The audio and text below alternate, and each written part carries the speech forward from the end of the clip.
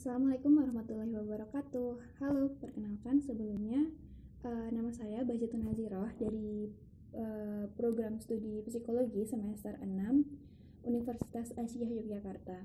Dalam kesempatan ini saya akan sedikit menjelaskan mengenai materi resum saya berkenaan dengan tugas mata kuliah Islam dan Iptek dengan judul Dialektika Akal dan Alam Semesta.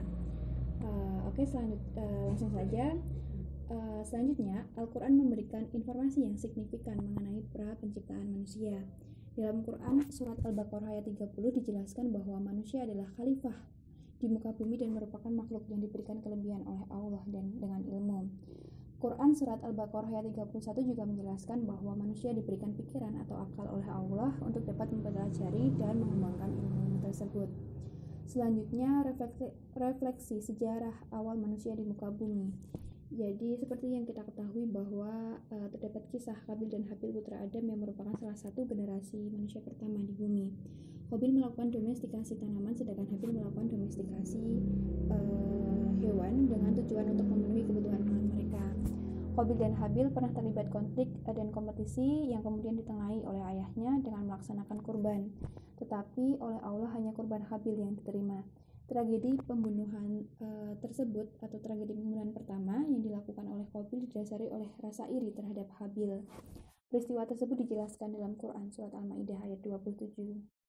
Selanjutnya mengenai asal keahlian peternakan dan pertanian sejarah awal manusia yang dilakukan oleh Habil dan Qabil tersebut. Dalam hal ini terdapat pre-human hominidae, ditemukannya fosil-fosil pre-human.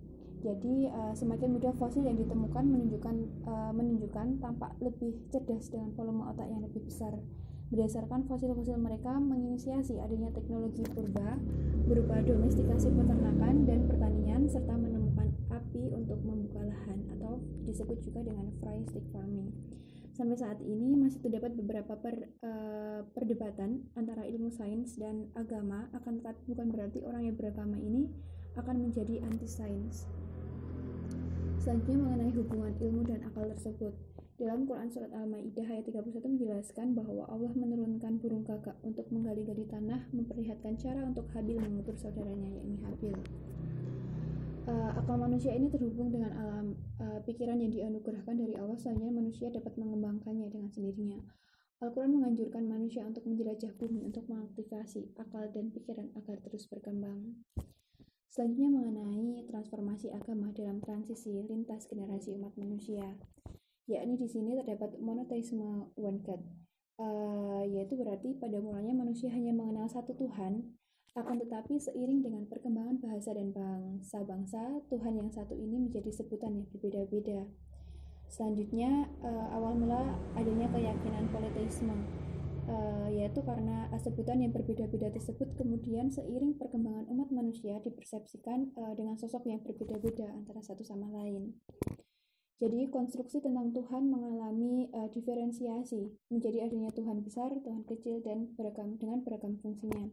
Teknologi yang dibangun semakin maju tetapi tidak mampu menemukan Tuhan yang hakiki adalah peradaban Mesopotamia atau Sumeria dan Babilonia yang maju dalam bidang pengetahuan dan teknologi menjadi tenggelam dalam politisme akut, serta peradaban Mesir yang mampu mengembangkan ilmu kedokteran, arsitektur, dan matematika tidak dapat mengkonstruksikan Tuhan yang sebenarnya. Sebagai contoh adalah kisah Raja Namrud dan Raja Fir'aun yang memasukkan diri sebagai Tuhan dan mempermainkan dan menutupi kebenaran yang hakiki.